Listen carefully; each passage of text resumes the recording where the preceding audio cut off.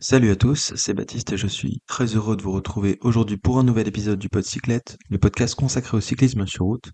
Et cet épisode est le dernier lié au Tour de France puisque le Tour de France vient de s'achever. Je m'enregistre à l'heure actuelle juste après le final du Tour de France, donc ce chrono qui s'est terminé à Nice. Et ce que je vous propose donc pour ce dernier épisode de la saison pour le Tour de France, c'est de parler d'abord de la troisième semaine, donc on va faire un débrief assez rapide, et ensuite on se penchera sur des conclusions un peu plus générales sur le Tour de France, sur le duel Vingegaard-Pogačar, sur les choses qu'on a aimées, celles qu'on a un peu moins aimées, et on parlera évidemment un peu des Français. Donc comme promis, tout d'abord la troisième semaine, on va passer assez vite dessus, mais il faut en parler quand même parce que c'est important. L'étape numéro 16 donc, avec une étape entre Gruissan et Nîmes. On s'était dit peut-être qu'il y aura des bordures et il n'y a pas eu de bordure. Finalement, c'est Philipsen qui s'impose au sprint, bien lancé pardon, par Van Der Poel. Mais ce qui est surtout important, c'est sur cette étape, c'est la chute de Binyam Girmay. Étape chiante, mais course au maillot vert qui était normalement jouée, qui est relancée par cette chute de Binyam, puisque Philipsen prend les 50 points de la victoire et Girmay n'en marque aucun. Et surtout, on se dit quelles sont les conséquences physiques pour Binyam Girmay. Bon, finalement, il a été touché assez durement, mais il a été très vaillant. Il a fini le Tour de France dans les délais, donc pas de problème pour Guillaume Guirmay qui remporte donc ce maillot vert. On enchaîne directement avec l'étape numéro 17, étape numéro 17 vers Super Dévoluy, donc étape de moyenne montagne qu'on disait pour les échapper et avec pourquoi pas des petites attaques des favoris. Franchement, étape très cool, on a eu des grosses tentatives de bordure avant d'avoir une bagarre terrible pour rentrer dans l'échappée, qui a duré plus de 100 km la bagarre pour l'échappée. Finalement, au bout de tout ça, c'est Richard Carapaz qui s'impose devant Simon Yates et Henrik Mas. Donc enfin une victoire pour Richard Carapaz qui était vraiment super combatif, ça fait très plaisir pour lui. Donc étape qui a fait plaisir, d'autant plus qu'on a eu aussi des attaques dans les favoris, avec notamment Remco Evenepoel qui a attaqué Jonas Vingegaard. Euh, on a eu aussi un rôle des équipiers qui était important, puisqu'on avait des équipiers à la fois de Remco et aussi de Vingegaard dans l'échappée. Donc ça c'était un coup tactique, on n'en a pas eu beaucoup dans ce Tour de France, mais cette fois-ci c'était vraiment intéressant. Avec donc Vingegaard qui était attendu d'abord par Laporte, puis ensuite par Wout van Aert et Tiesj Benoot. Donc vraiment belle organisation de la Visma sur ce point-là. Et puis Remco qui lui était attendu par Jan Hirt. Et finalement il reprend que 12 secondes à Jonas Vingegaard, mais étape vraiment très intéressante. Et aussi ils reprennent 2 minutes je crois au reste de la clique. Donc les trois premiers là reprennent 2 minutes aux autres derrière qui eux n'avaient pas d'équipier et se sont un peu regardés.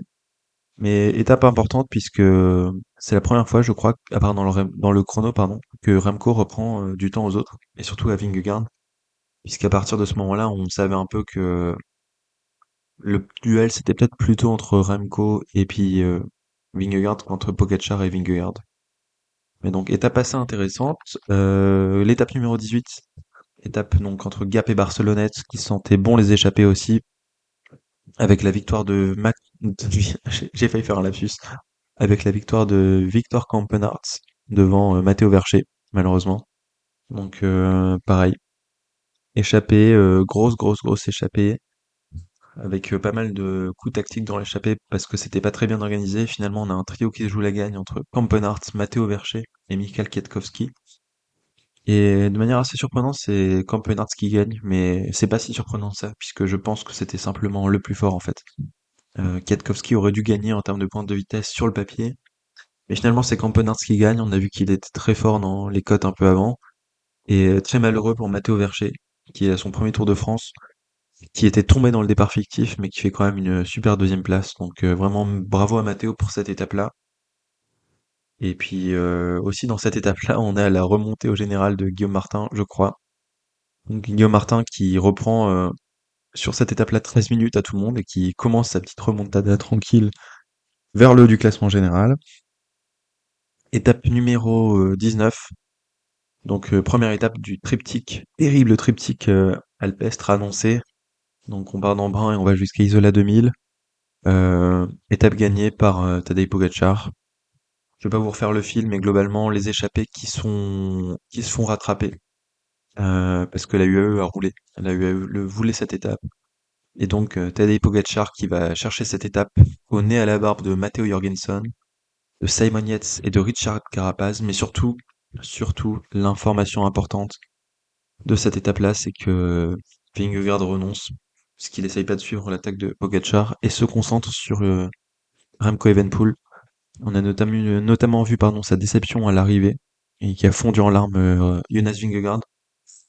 Clairement, c'est le moment où on a compris qu'il serait pas en forme pour cette troisième semaine, que sa préparation tronquée allait se payer. Et c'est probablement le moment où il l'a réalisé lui-même. Et donc on voit la déception immense du champion à la fin. Il perd pas de temps sur Evenepoel hein, sur cette étape-là, mais c'est le moment où il est résigné, où il comprend qu'il pourra pas se battre pour la victoire finale. Donc c'est une image qui faisait un peu mal quand même hein, de voir Vingegaard dans cet état-là, même si c'est pas le coureur le plus sympathique. Le voir pleurer comme ça à la fin, c'était vraiment une image assez forte, j'ai trouvé, de ce Tour de France. Euh, et d'autant plus que Vingegaard donc était déçu, mais il a quand même eu la lucidité d'autoriser ses coéquipiers à aller dans l'échappée et jouer la victoire. Donc Jorgensen qui passait pas très loin de la victoire finale. Et ça c'est dû à un ordre de Vingegaard.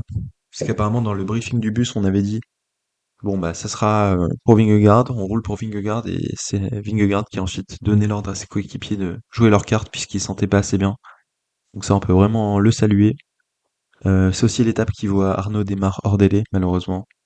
Démare donc qui avait pas la condition pour finir cette étape-là dans les délais. Et puis aussi c'est une étape où on a vu Derek J dans un bon état. Il confirme une super troisième semaine qu'on aura eu par la suite. Donc Derek J très beau coureur. Et donc cette étape qui est gagnée par Tadej Pogačar avant l'étape du lendemain. L'étape du lendemain donc qui pour moi était probablement l'étape la plus importante, la plus intéressante sur le papier entre Nice et Col de la Couilleule. Mais malheureusement, cette étape a fait un peu pchit. Elle a encore une fois été remportée par Tadej Pogačar. Donc moi je m'étais dit, ça c'est l'étape typique où il n'y a pas un mètre de plat, où tout le top 10 va dans l'échappée. C'est ce qui s'est passé au début, on avait une grosse échappée avec quasiment tout le top 10 sauf les trois premiers. Finalement c'est revenu, on a une échappée de costaud qui est sortie, notamment avec bah, toujours les mêmes, hein, Romain Bardet, Enric Mas, Richard Carapace. C'était la dernière étape en ligne de Romain Bardet, donc c'était un mouvement assez mouvement aussi. Et finalement, c'est Pogačar qui gagne au sommet du col de la Couilleule, alors qu'il avait annoncé qu'il allait laisser l'échappée s'imposer. En fait, on a eu la Soudal Quickstep qui a pris son courage à deux mains, qui a dit on va essayer de tester Vingegaard et qui a roulé dans la fin de la journée. Au final, ça paye pas, puisque Remco a essayé d'attaquer assez vaillamment Jonas Vingegaard, mais Vingegaard est quand même plus fort sur le papier. Il a réussi à le contrer et finit donc deuxième Vingegaard derrière Pogačar, avec une super résistance de Richard Carapace qui finit troisième de cette étape. Carapace qui s'est mis des mandales avec Henrik Mas dans l'échappée à un moment, c'était vraiment c'était ça peut-être le highlight de cette étape-là, c'est vraiment le combat entre Richard Carapace et Henrik Mas.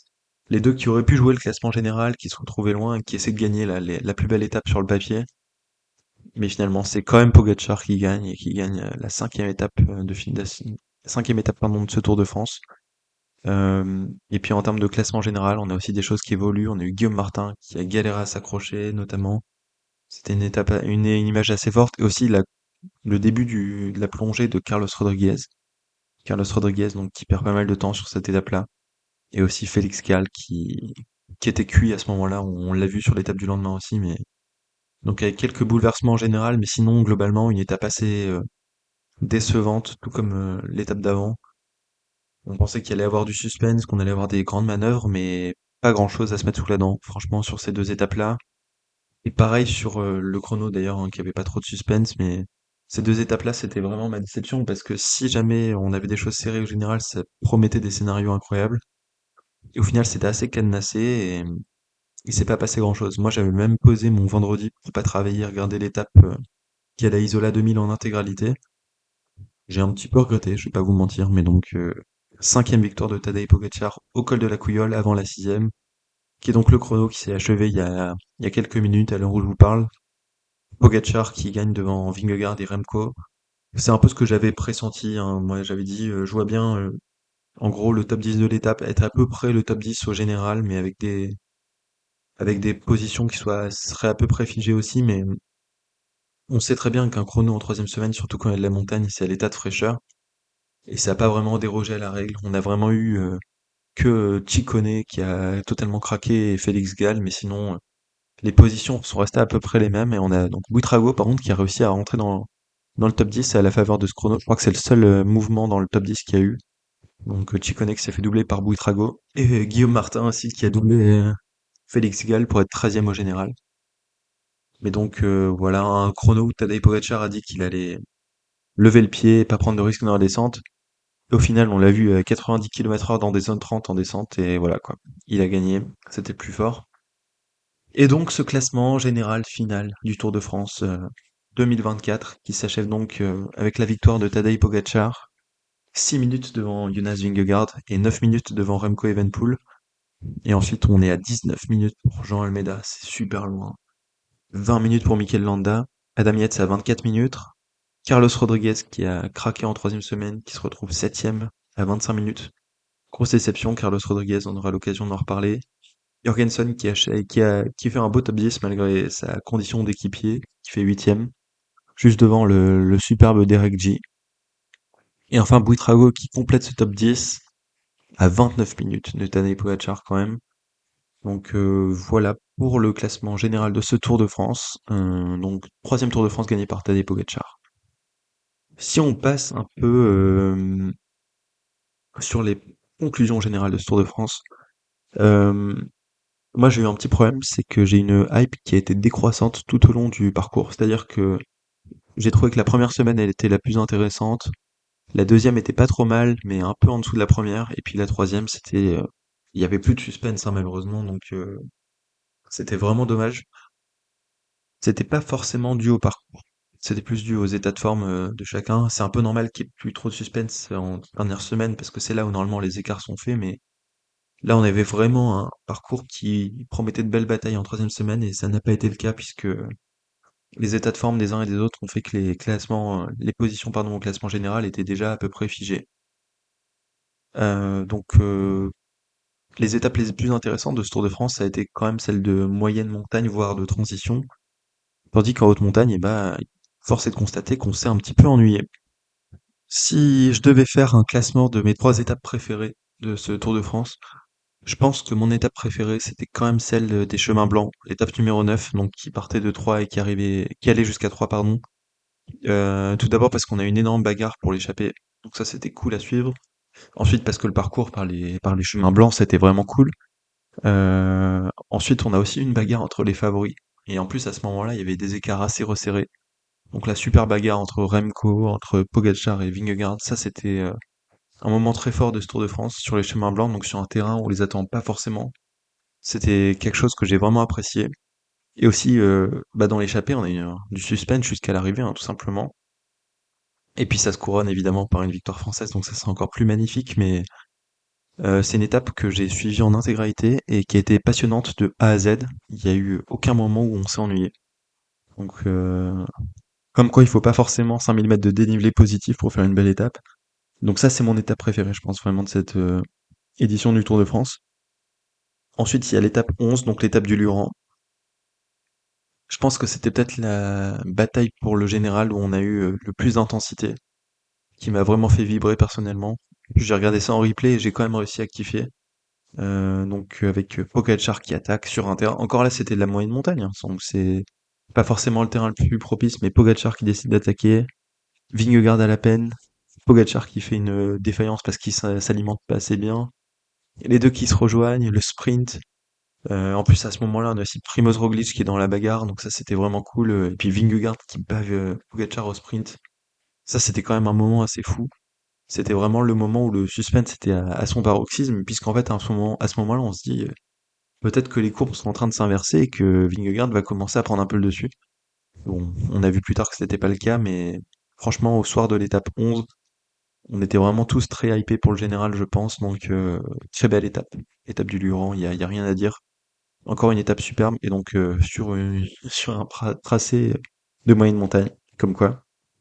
Et ensuite, la troisième, je dirais même peut-être l'étape 13. Donc l'étape 13, pour rappel, c'était l'étape de transition, de sprint. On a retrouvé un certain Adam Yates dans l'échappée notamment, avec des coups de bordure et tout. Donc c'était d'Agen jusqu'à Pau.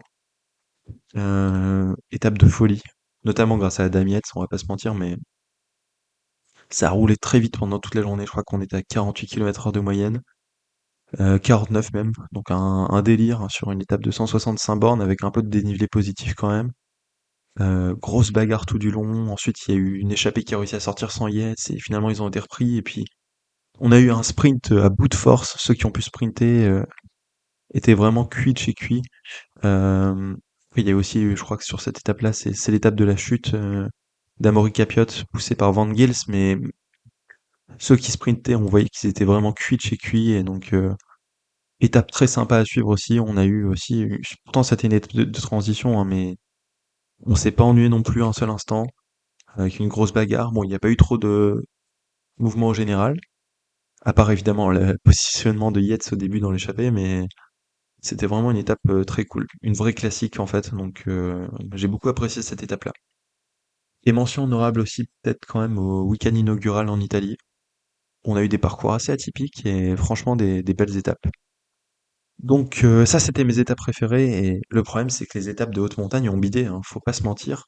Surtout les 3 dernières, le triptyque final, et bah ça a un peu fait pchit. Alors il y a peut-être plusieurs raisons à ça. Tout d'abord, il n'y a pas eu beaucoup d'étapes de haute montagne. Je sais pas ce que vous en avez pensé, mais donc on a les deux dans les Pyrénées, les deux dans les Alpes, plus celle du Galibier. Et puis après on peut compter aussi le chrono à Nice, mais bon. En fait globalement, à part au Galibier, c'était toujours des arrivées au sommet. Donc ça c'est bien dans l'esprit de certains, mais aussi une arrivée au sommet, ça pousse quand même un peu à faire une course de côte. Et c'est pas toujours les profils les plus intéressants. Ça, c'est aussi une mentalité qui est un peu est en train d'évoluer, pardon. On a vu que sur les profils des grands tours ces derniers temps, on avait un peu moins d'étapes en arrivée au sommet. Et on s'est rendu compte que si on mettait les difficultés avant, parfois ça poussait les leaders à s'attaquer un peu en amont. Donc peut-être que le fait qu'on ait eu 4 arrivées au sommet sur les 5 étapes de haute montagne, ça n'a pas non plus aidé. Surtout le problème, c'est que toutes les étapes ont été gagnées soit par Pogačar, soit par Vingegaard. Et donc, en termes de scénario, c'était jamais très intéressant, hein. C'est toujours les favoris qui ont gagné. Euh, on n'a pas eu de grandes manœuvres de très très loin dans ces étapes de haute montagne non plus. C'était plutôt sur les étapes de moyenne montagne où on a eu des mouvements qui se sont lancés d'un peu loin. Et aussi, le problème, on va pas se mentir, c'est l'hégémonie de Tadej Pogačar. C'est toujours lui qui gagne. Donc, ça, c'est pas de sa faute à lui pour le coup. Euh, c'est le meilleur. Il pouvait gagner ces étapes-là, il les a gagnées. Voilà. Euh, on va pas commencer à entretenir un faux suspense en laissant les autres gagner alors que Pogacar est le plus fort. Moi, je suis pas forcément fan de l'hégémonie d'un coureur, d'avoir un mec qui gagne 6 étapes sur un grand tour, mais là, c'était le plus fort. Je pense qu'il n'y a pas trop de discussion à faire. Il pouvait en gagner 6, il en a gagné 6. Voilà. Mais aussi, je pense qu'il y a un autre problème, c'est qu'on a eu pas de très grandes manœuvres de la part des autres équipes pour le top 5 ou pour le top 10. Enfin, je sais pas, mais on n'a pas eu une équipe qui est roulée sur l'autre ou qui a lancé des grosses bagarres de loin. Ça, c'est peut-être quelque chose qui est manqué aussi. Après, c'est peut-être aussi parce que les gens étaient trop loin en général. Il y a tout de suite eu des écarts pardon, assez abyssaux. Donc le podium s'est très vite résumé à Remco, Vingegaard et Pogačar. Aussi dans le top 10, il y avait beaucoup d'équipiers UAE et Visma. Donc pour rappel, dans le top 10 final, on a 5 UAE Visma, hein, puisqu'on a 3 UAE avec Pogačar, Yates et puis Jorgensen, pardon, Almeida. Et puis pour la Visma, on a Vingegaard et Jorgensen. Donc déjà, ça fait deux équipes représentées sur 5 mecs du top 10. Ça pousse pas forcément à la prolification des attaques, je pense. Donc ça, c'est ça qui était un peu dommage pour les étapes de montagne. Et surtout, le problème peut-être, c'était le fait que ça soit placé si proche de l'arrivée finale et que tout était déjà joué à ce moment-là. Je propose qu'on passe maintenant un peu au duel Pogacar-Vingegaard, qui était quand même le gros point d'intérêt de ce Tour de France. Il n'y a pas grand-chose à dire sur Tadej Pogacar. Il fait vraiment une saison stratosphérique. Donc on le rappelle, campagne de classique très solide. Euh, il gagne Liège, pardon, et puis il gagne le Giro surtout juste avant. C'est ça qui est fou, c'est qu'il sort d'un Giro où il a écrasé tout le monde. On se dit, il va arriver un peu cuit sur le Tour de France. Tous ceux qui ont essayé ça se sont plantés. Et puis sur le Giro, c'est parce que la concurrence n'était pas très forte. En plus, il a couru n'importe comment sur le Giro, il a attaqué tout le temps. Et ben là, il était quand même un cran au-dessus de tout le monde sur ce Tour de France, malgré une équipe, je vous en avais déjà parlé plusieurs fois, que j'ai trouvé un peu déséquilibrée. Il y avait trop de leaders en montagne, et il y avait pas assez de mecs pour rouler dans la plaine.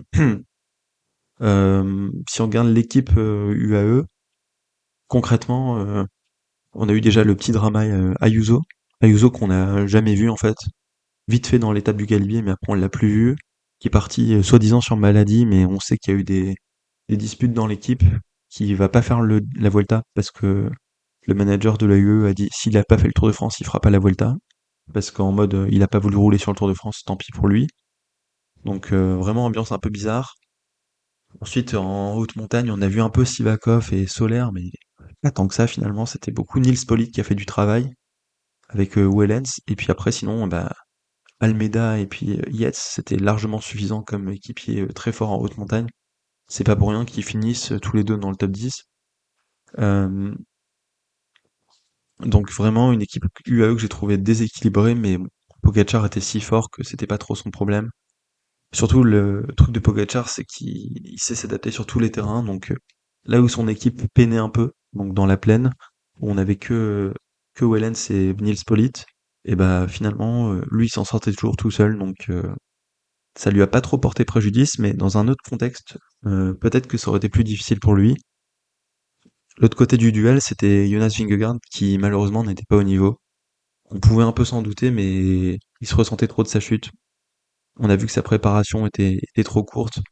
Euh, Ça se voit, de toute façon il suffit de regarder son début de saison avant sa chute, où il était vraiment intraitable. Il écrasait toutes les courses.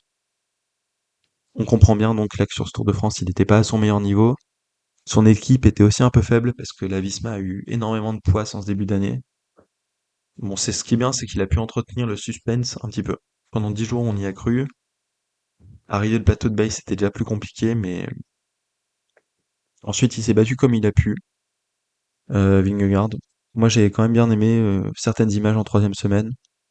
Tout d'abord, je vous ai dit l'image où il pleure à l'arrivée à Isola 2000. Ça montre quand même un peu la part d'humanité de Jonas Vingegaard. Et aussi le fait qu'il ait contré Remco dans l'étape du lendemain. Ça m'a fait plaisir, parce que c'est quand même en mode, bon mec, quand même, je sais que t'es fort Remco, mais moi je suis Vingegaard. J'ai un peu d'orgueil, donc tu m'attaques, c'est bien, mais je vais te contrer, je vais te montrer que je suis plus fort en montagne. Donc il a montré son orgueil, il a voulu faire le chrono à fond aussi. On a vu jusqu'à prendre des risques, il a failli chuter dans un virage. Euh, donc beau tempérament de champion de Vingegaard. Euh, la conclusion quand même de ce duel-là, c'est que on peut être Team Pogacar ou Team Vingegaard, il faut que les deux soient au bon niveau pour que les deux brillent en fait tout simplement. On a vu en fait ce qui a animé les débats sur ces derniers Tours de France, c'était toujours leur duel. Et que ça soit quand Vingegaard était blessé ici ou quand Pogacar était blessé l'an dernier, et ben c'était pas aussi bien que les autres années. Donc ils ont vraiment besoin de d'avoir comment dire de s'élever mutuellement pour que les deux soient à leur meilleur niveau et que en termes de cyclisme et de spectacle, on se régale le plus.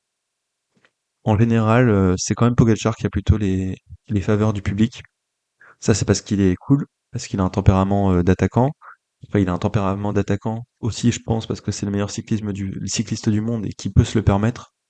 Tandis que Vingegaard, il est peut-être un peu plus restreint dans d'autres domaines où il peut pas se permettre d'attaquer tout le temps.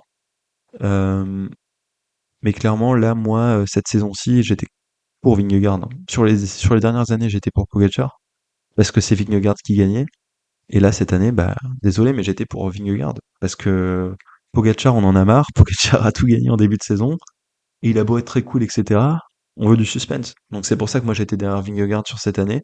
Alors que sur les années précédentes, l'an dernier, je l'ai haï comme jamais, hein. Vingegaard, après le chrono de Combloux, j'étais fou de rage. Mais cette année, j'étais pour lui. Parce que c'était lui le garant de suspense. Et au moment où il a lâché, ben, on a commencé à se faire un peu chier sur ce Tour de France.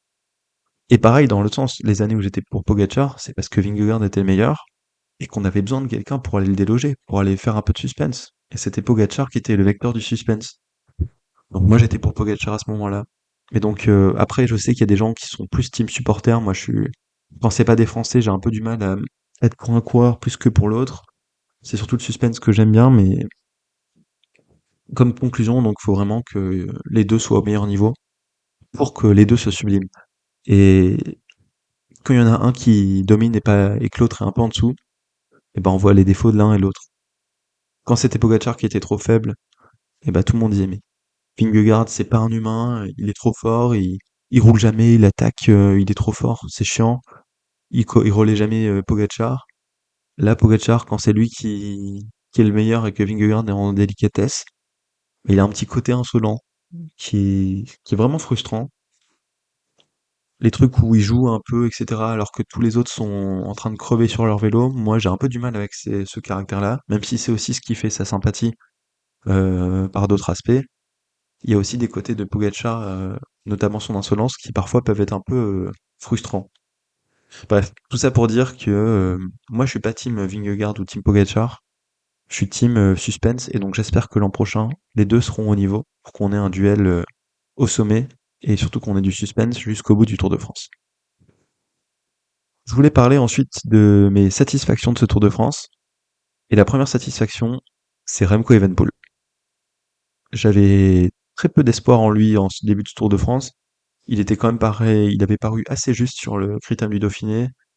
Et il avait jamais fait un gros Tour de France, pardon, il avait jamais fait le Tour de France, mais il avait jamais fait un grand tour à très haut niveau pendant 3 semaines. Même la Volta qui gagne, il me semble qu'il y a certaines étapes où il était pas au top.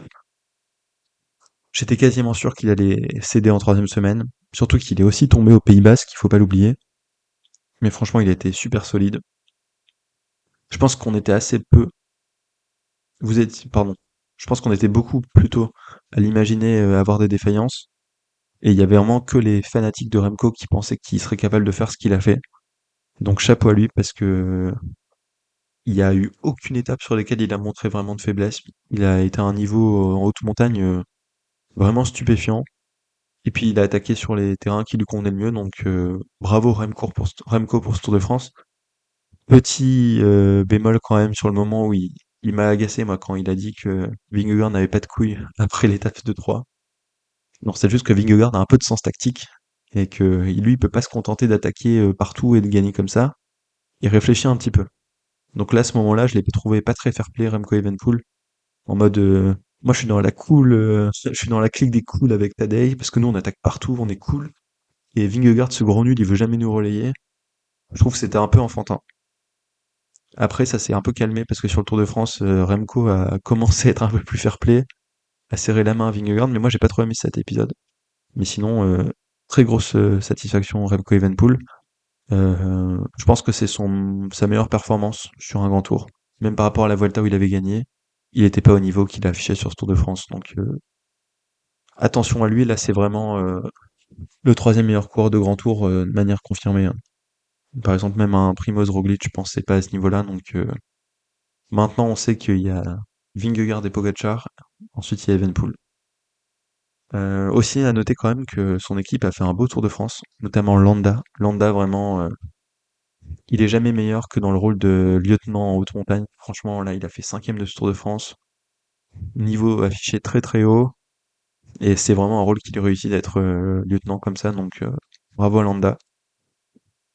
Une autre satisfaction, c'est Derek G. Je vous le disais, Derek G, donc on l'a découvert l'an dernier sur le Giro, où il attaquait tout le temps, il essayait de gagner une victoire d'étape, ça n'avait pas marché. Qui aurait pensé qu'un an plus tard, il ferait top 10 du Tour de France en étant si solide? Franchement, le Canadien est bluffant. C'est un peu à l'image de cette équipe Israël qui est en train de renaître là avec des gros talents. Il y a aussi des Stephen Williams à côté qui sont très chauds. Pascal Ackermann qui a fait un beau Tour de France. Enfin bref, Derek G, très très très solide. On l'avait vu très fort sur le Critérium du Dauphiné, mais moi je pensais pas qu'il allait tenir sur 3 semaines et finalement ça a été le cas. Donc bravo à Derek G. Quand on voit les gars qui sont devant lui, il a vraiment pas à rougir. Ensuite, haute satisfaction, Binyam Girmay. Binyam Girmay, donc on se rappelle, Binyam Girmay, première étape de sprint, euh, son équipe ne lui fait pas confiance. Son équipe se dit, on roule pour Tyson. C'est aussi ce que j'avais pressenti. Je m'étais dit, peut-être que sur du plat, Tyson est plus rapide que Girmay. Finalement, Girmay gagne l'étape et devient leader de son équipe. Et il a été impressionnant de régularité dans les sprints. Souvent très très rapide parmi les 3-4 plus rapides de chaque sprint. Toujours bien placé. Belle science tactique pour une fois, franchement. À part sa chute dans le dernier sprint qui était un peu bête, franchement, Binyam Girmay est en train de devenir un grand coureur. Voilà, impressionnante régularité. Ce qui m'a encore plus choqué, c'était l'étape juste après sa chute. où il allait montrer à Philipsen au sprint intermédiaire que c'était lui le plus fort, alors que on voyait clairement qu'il était en train de souffrir de son bras. Vraiment une abnégation très rare. Franchement, bravo William Girmay, qui mérite amplement ce maillot vert. Et je suis aussi un peu content que ce soit pas Philipsen. Philipsen qui a parfois des comportements un peu dangereux, et puis il a déjà gagné l'an dernier, pardon, donc ça fait plaisir de voir William Girmay gagner ce maillot vert. Autre satisfaction, Richard Carapaz. Franchement, quel panache. C'est vraiment le coureur qui incarne le panache le mieux en ce moment. De toute manière, l'AIF a fait un super Tour de France, mais Carapaz, c'était vraiment très impressionnant. Bon, déjà, il prend le maillot jaune. Ça, c'est un peu anecdotique, mais il prend le maillot jaune pendant une étape au tout début. Ensuite, il est largué au général, mais en troisième semaine, quelle force, quel, euh, quel mental quand on voit sur l'étape encore de l'étape qui arrive, donc au col de la Couilleule, comment il essaye de tenir la roue de Vingegaard et Pogačar, c'est vraiment super impressionnant. Bref, il mérite amplement son maillot à pois, sa victoire d'étape. Il mérite peut-être un peu moins le statut de super combatif. Je pense qu'il aurait dû être donné à Jonas Abrahamsen. Enfin, je dis pas que Carapaz ne mérite pas son statut de combatif, hein, il était très combatif, mais peut-être qu'il aurait été plus juste de donner la récompense à Abrahamsen, mais bravo Carapaz quand même, ce Tour de France. Une autre satisfaction, la dernière, c'est la Total Energy. Alors, j'avais présenté la Total Energy avant ce Tour de France en disant que je n'attendais rien d'eux, que je voyais pas trop de coureurs avec du talent. Et ils ont fait un Tour de France incroyable, meilleure équipe française très clairement. La victoire de Turgis, tout d'abord. Donc c'était vraiment, on savait que Turgis tournait autour d'une grande victoire depuis très longtemps, mais sur ces deux trois dernières années, c'était un peu moins facile. Et puis là, quelle étape, vraiment un sens tactique incroyable. Il a jamais fait un effort de trop, et puis il gagne la plus belle étape de ce Tour de France. Donc incroyable Turgis. Pour rappel, la Total Energy n'avait plus gagné depuis l'époque où il s'appelait Direct Energy et où Lilian Calmegen avait gagné aux Rousses, c'est pour dire. Ensuite, il y a aussi d'autres coureurs qui se sont mis en évidence. Jordan Jegat. Jordan Jegat, vraiment très très bon coureur, qui vient d'une équipe de deuxième division, je crois, juste avant, ou troisième division. C'est sa première année chez les élites comme ça, vraiment très solide à suivre. Matteo Vercher aussi, le malheureux de l'étape de Barcelonnette, qui finit deuxième, mais c'était son premier Tour de France. Il a montré un caractère assez fou, lui qui était tombé dans le fictif pour rappel. Puis même tous les autres, hein, Gachignard, qu'on a beaucoup vu aussi, Sandy Dujardin qui a fait tout le Tour de France avec un poignet pété, très combatif et qu'on a même vu à l'attaque parfois, donc super. Et puis Steph Kras, bah content de le voir en vie, hein, tout simplement. Steph Kras qui était le plus durement touché sur sur la chute pardon, au Pays Basque et qui là accroche un top 15 du Tour de France, si je dis pas de bêtises. Donc l'équipe Total Energy qui a vraiment fait plaisir. Et puis quand même, autre dernière satisfaction, mais ça c'est plus personnel, c'est les commentaires sur Eurosport. Ça fait deux trois années que je regarde le Tour de France sur Eurosport et il faut dire que les commentaires c'est souvent plus tourné sur le sportif que sur France TV. Donc quand on regarde plutôt pour le sport, c'est un bon point. Et surtout, ils sont marrants. On va pas se mentir. On a bien rigolé avec Jackie Durand et puis Steve Chanel pendant ce Tour de France. Donc merci à eux d'avoir animé les étapes où on se faisait un peu chier. On passe aux déceptions. Première déception, donc c'est Juan Ayuso qui a rien montré. Il s'est frité avec son équipe. Donc voilà. Carton rouge pour Ayuso sur ce Tour de France. Deuxième déception, c'est la Ineos quand même. Ineos qui a pas gagné d'étape, qui a même pas trop pesé sur la course en fait. Alors que c'est une équipe qui normalement a le calibre pour le faire. J'avais pas mal d'espoir en Carlos Rodriguez, mais il a pas eu la forme et surtout sa forme a décru au fur et à mesure des jours. Pour au final faire une septième place, il méritait pas mieux au classement général. Désolé pour lui. Alors qu'on avait un gros effectif, hein. On avait Bernal aussi, mais Bernal était malade, donc ça n'a pas aidé. Thomas Pidcock, qui a été un peu fantomatique et qui est parti de la course au bout de 2 semaines. Donc vraiment dommage, on attendait plus de lui, surtout qu'il avait dit qu'il visait un top 5 sur le Tour de France cette année en tout début de saison. Donc voilà, et puis même après il y avait des gars comme Geraint Thomas en tant qu'équipier, vu qu'il avait déjà fait le Giro, on l'a pas trop vu. Lorenz de plus qu'on a vu pas mal, mais c'est un peu décevant comme de la part de Ineos. Même des gars comme Ben Turner qu'on n'a pas vu une seule seconde, alors que c'est un coureur exceptionnel que j'aime beaucoup. Voilà, dommage pour la Ineos. au rang des gros budgets qui ont déçu, la Red Bull Bora évidemment. Même si eux, ils ont pas eu de chance puisqu'ils ont perdu Vlasov et Roglic sur chute. Roglic surtout très déçu parce qu'il sur l'étape du Lioran, il avait montré quand même qu'il était pas mauvais. Mais donc ouais, gros beat de la Red Bull Bora. Il y a plein de coureurs qu'on n'a pas vus, Van Poppel, Aller, tout ça on les a pas vus. On a juste vu un peu Jungels, Sobrero, Hindley, mais qui était pas au niveau. Hindley quand même, ancien vainqueur du Giro. Bon, aujourd'hui, cette année là, c'était difficile, hein, franchement. Grosse déception. La Bahreïn aussi. Bahreïn, gros budget. On avait des mecs comme Mohoric, comme Boss, etc. Comme Fred Wright. Bon, Fred Wright, on sait qu'il était malade, qu'il s'est battu comme un beau diable avant de finir hors délai, mais finalement, il y a que Buitrago qui a fait des beaux résultats. Buitrago qui fait 10e au général finalement, en ravissant la 10e place hors du chrono, mais après des gars comme Jack Haig, comme Wout Poels, on les a pas vus quoi. Et puis Peyo Bilbao évidemment, qui était malade et qui a abandonné. Grosse déception de la Bahreïn. Ensuite, là, on arrive là où le bas blesse, c'est les équipes françaises. Cofidis m'a un peu déçu. Alors Brian Cocard n'était pas mauvais, mais on a une énorme mésentente avec Axel Zinglet, une communication de Cédric Vasseur qui était plus que moyenne. Franchement, j'ai pas trop aimé ce qu'ils ont fait là-dessus, alors que c'est des coureurs que j'aime bien individuellement, mais il y avait un climat assez malsain dans cette équipe-là, à part Simone Geschke et Guillaume Martin. Mais Guillaume Martin, il est un peu resté dans ses travers, c'est-à-dire je joue un top 15 et puis je pèse jamais sur la course. Je fais des échappées pour prendre du temps, je gagne pas d'étapes. Bon après, c'est sûr qu'il a pas les capacités d'explosivité pour aller gagner des étapes non plus, donc je sais pas trop comment il pourrait optimiser sa façon de courir pour avoir un palmarès, mais là, se battre pour être 13e au général en prenant des échappées fleuves, je suis pas certain que ça le satisfasse beaucoup, Guillaume Martin, mais j'ai bien conscience qu'il a pas trop d'explosivité et que ça serait difficile d'aller chercher des étapes, mais là, il est super combatif, mais malheureusement, ça vend pas trop du rêve pour l'instant. Aussi, on a eu tous les abandons, donc l'équipe Cofidis qui a été un peu décimée, donc vraiment pas un très beau Tour de France pour l'équipe Cofidis. Ensuite, autre équipe française qui a déçu, bah c'est la Groupama. La Groupama, on en attendait beaucoup. Il y avait pas mal de leaders, mais les seuls qui ont sauvé la mise, c'était Romain Grégoire et Quentin Paché. Peut-être aussi quand même un petit peu Kevin Genietz sur la dernière étape en ligne, mais non, Grégoire et Paché, globalement, c'est les deux qu'on a vus à l'attaque. Grégoire, c'est dommage parce qu'il était souvent dans les échappées, mais pas sur les bonnes étapes.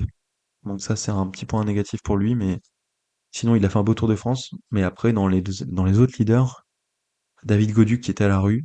Bon, il était malade apparemment, mais il était à la rue quand même. Lenny Martinez, je sais pas trop pourquoi il était sur le Tour de France. Probablement pour les mauvaises raisons.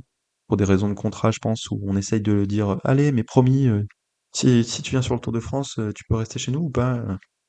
Alors que c'était vraiment pas dans son plan au début de saison et que bah, il était pas en forme. Donc ça, c'est vraiment dommage pour lui.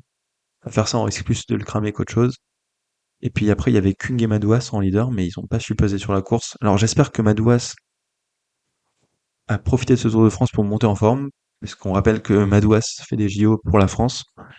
Mais là, sur ce Tour de France, c'était compliqué. Et puis, dernière équipe française qui a vraiment déçu, c'est AG2R. Le problème de la AG2R Décathlon, c'est que les attentes étaient beaucoup trop élevées. Parce qu'ils ont fait un début de saison de folie, mais là, leurs deux leaders, Félix Gall et Sam Bennett, bah, ils ont très clairement bidé. Bennett qui a jamais joué gagnant sur les sprints. Félix Gall qui a totalement explosé en troisième semaine, alors que c'est là, normalement, qu'il brille. Et après, dans les autres coureurs, bah, Paul Lapera et Dorian Godon, ils ont été un peu invisibles. Je pense qu'ils étaient pas forcément dans une mauvaise forme, mais ils ont pas été à l'avant sur les bonnes étapes, ils étaient invisibles, quoi. Et puis, le seul qui a brillé un petit peu, c'était Bruno Armirail, qui a attaqué dans ses Pyrénées, qui a attaqué sur l'étape pour aller au col de la Couillole, mais sinon les autres, on les a pas vus. Donc vraiment déçu par cet équipage G2R Décathlon. Peut-être qu'il aurait fallu prendre Benoît Cosnefroy, mais vu qu'il n'y a pas eu beaucoup de place pour les échappés et les punchers, je sais pas s'il aurait vraiment pu jouer sa carte. Et de toute façon, il espérait être sélectionné pour les JO, ça n'a même pas été le cas, donc dommage pour AG2R. Et la dernière déception, c'est qu'on n'ait pas eu de classement général joué par les Français. Alors je sais que c'est pas toujours possible, mais c'est quand même, on va pas se mentir, c'est bien de gagner 3 étapes de la part des Français. Il y a rien à redire là-dessus. Mais je pense qu'on vibre quand même un peu plus quand on joue le classement général que quand on gagne des étapes. Bon après, si c'est pour jouer un top 15, on vibre pas. Et si on commence à jouer un top 5, peut-être qu'on vibre plus que quand on gagne une étape. Donc c'est dommage qu'on n'ait pas eu de Français qui jouent le classement général. D'ailleurs, on est peut-être un peu dans une période où on est dans un creux en termes de génération. Il va peut-être falloir manger un peu notre pain noir avant que Lenny Martinez, par exemple, arrive au top. Et donc ça, c'était vraiment dommage qu'on n'ait pas eu de Français qui jouent le classement général. Donc c'était le point sur les déceptions. On finit rapidement avec quelques bonus. Tout d'abord, je voulais parler de la Jayco. Alors la Jayco qui avait une formation sur le papier super impressionnante. Bah déjà, il y avait Simon Yates, il y avait Groenewegen, Chris Harper pour la montagne aussi, Matthews, Mesgetch pour emmener Matthews et Groenewegen. Donc là, je vois 3 beaux leaders entre Yates, Groenewegen et Matthews. Ils gagnent une étape, mais on en attendait peut-être un petit peu plus. Yates qui joue pas le général alors que l'an dernier, si je dis pas de bêtises, il fait quatrième du classement général, qui a pas réussi de gagner d'étape, mais bon, il était à l'avant, hein, mais c'est juste que le scénario de course a fait que les échappés n'ont pas pu vraiment gagner leurs étapes. Mais voilà, dommage. Je voulais aussi parler de la Lidl Trek. La Lidl Trek, ils ont pas eu de chance puisqu'ils ont eu leur leader Pedersen qui a abandonné assez vite sur chute. Euh, Après, on a eu un Jasper Stuyven qui était assez énorme sur la fin du Tour de France, qui monte vraiment en puissance. Attention à lui au JO. Vraiment, il va participer à la course des JO. Et je pense que la Belgique va avoir une sacrée équipe. Et Stuyven pourrait être une belle carte. Vraiment attention à lui. Et après, il y a Ciccone aussi qui était un leader de cette Lidl Trek, mais finalement, il a un peu craqué au classement général, mais on n'en attendait pas trop plus de lui. On sait que c'est un très bon grimpeur, mais qu'en termes de classement général, c'est toujours un peu compliqué, et ça a été confirmé sur ce Tour de France où, en troisième semaine, il a explosé pour finir 11e au général, donc c'est un peu difficile, mais je pense que ça le renvoie à sa réalité. Il faut pas trop qu'il joue les classements généraux et qu'il se concentre plutôt sur les étapes. Bon, la Bahreïn, on en a déjà parlé, mais énorme bide. Ensuite, la Alpecin. Alors, la Alpecin qui a gagné 3 étapes, quand même, avec Jasper Philipsen. On n'était pas en mesure d'en attendre moins, deux quand même, parce que Philipsen avait écrasé de son talent le Tour de France précédent. Mais là, il y avait quand même encore la clique avec Van Der Poel autour de lui. Il gagne 3 sprints, mais pas de manière impériale. Et sur le reste, il a pas trop fait rêver, franchement, Jasper Philipsen. Van Der Poel, on a clairement compris que il était en train de monter en puissance pour les JO, donc c'était pas son objectif. Il a pas réussi à peser sur la course. Et moi, je suis un petit peu déçu aussi, parce que j'aurais bien aimé voir Axel Laurence briller, mais il a pas eu l'occasion de se mettre en avant. À part sur la deuxième étape où il a pêché un peu par jeunesse en attaquant trop vite vers Rimini. Mais c'était pas Rimini, pardon. Je sais plus quelle était la ville d'arrivée de cette deuxième étape, mais sinon on l'a pas trop vu avec Axel Laurence, et ça je suis un peu déçu. Je suis resté sur ma faim. On parle rapidement de la Lotto Destiny, qui a gagné une étape aussi, puisque Campenard a gagné une étape. Franchement, bravo à lui. C'est pas sur ces profils-là qu'on l'attend. Campenard, il avait dit qu'il avait préparé cette étape depuis le début de l'année. Et chapeau à lui. Franchement, il a géré d'une main de maître. À côté de ça, on a eu des leaders qui ont pas trop performé. Van Gils, tout d'abord, qui était un des leaders désignés, qui était totalement transparent, puis qui a abandonné. Et puis Arnaud Delis. Arnaud Delis, bah, c'était son premier Tour de France et ça s'est vu. Il était beaucoup trop fougueux, il attaquait tout le temps, il roulait à l'envers, mais il était très fort. Et il reviendra les années d'après, et là il aura pris l'expérience. Et je pense qu'à ce moment-là, il fera très mal Arnaud Delis, mais pour l'instant, il est encore un peu trop tendre. Dans les autres équipes, je voulais parler rapidement de la Movistar aussi. La Movistar qui a fait un Tour de France assez agréable puisqu'ils ont pas mal attaqué, notamment avec Mas, Aramburu, Lascano, Romo. Donc c'était des belles cartes pour gagner des étapes. Mais il n'y a pas eu beaucoup d'étapes qui se sont jouées entre les échappés, donc et les seules petites opportunités qu'ils ont eues, tactiquement, c'était pas toujours les meilleurs choix. Donc ils ont pas gagné. Mais quand on voit la force par exemple qu'avait Lascano dans certains cols, c'est vraiment un coureur à suivre ce gars-là et j'attends de voir ce qu'il fera dans les années qui viennent. On parle rapidement de la DSM. Alors, la DSM qui a réussi son tour à la première journée, avec la victoire de Bardet, le doublé avec Frank Vandenbroek, le maillot jaune de Bardet, pour son dernier Tour de France à Romain Bardet. Donc merci Romain pour toutes ces années où tu nous as fait rêver. Par contre, après la première étape, où je pense que c'est surtout Vandenbroek qui permet la victoire, plus que Bardet peut-être, et ben les autres coureurs ont été totalement à la rue, j'ai trouvé. On a vu que Bardet et un peu Oscar Onley, mais Bardet n'était pas dans les meilleures années de sa vie. À part sur la toute dernière étape où il s'accroche comme il peut au courage, on l'a pas trop vu capable de rivaliser avec les meilleurs. Barguil était des malades, on l'a pas vu. Jacobsen qui plonge encore plus depuis son départ chez la Quick Step, il n'y a plus rien qui va pour Jacobsen. Là, c'est vraiment très difficile. Et donc vraiment DSM, première étape très cool, mais le reste c'était compliqué. Et je voulais parler aussi de la Uno X. Uno X vraiment qui a bien animé le Tour de France. Donc je pense qu'ils ont montré qu'ils méritaient cette invitation. Ah oui, et j'ai pas parlé de la Arkea. Donc on en parle pour clôturer cet épisode. Donc avec évidemment la victoire d'étape de Kevin Vauquelin.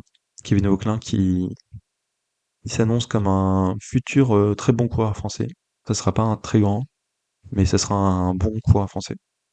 Un peu peut-être dans la trempe à l'époque d'un Chavanel, d'un Vauclair, si vous voyez ce que je veux dire. Enfin, pas capable de jouer des classements de la généraux, mais il peut gagner des étapes et des belles courses. Même si là j'ai l'impression qu'il finissait le Tour de France un peu cramé et ça me fait peur pour les JO. Franchement, sa deuxième étape et sa victoire, il offre une première victoire sur le Tour de France à l'Arkea hein, d'ailleurs.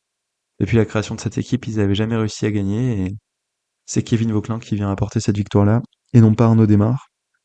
Mais Arnaud Démare, moi je lui en veux pas trop. Il a fait un début de saison catastrophique et là on voit qu'il est en train de remonter la pente tout doucement.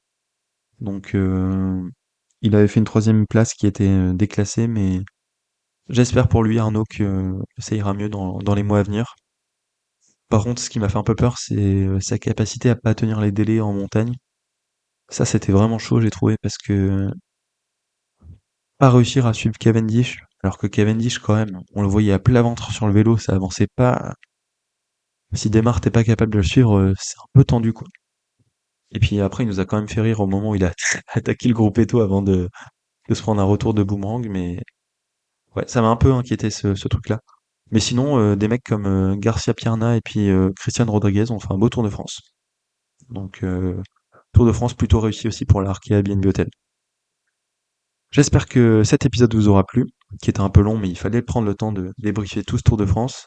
N'hésitez pas à partager vos avis en commentaire, et on se dit à bientôt pour un prochain épisode. Je pense que ça sera la preview de la course en ligne des JO. Salut!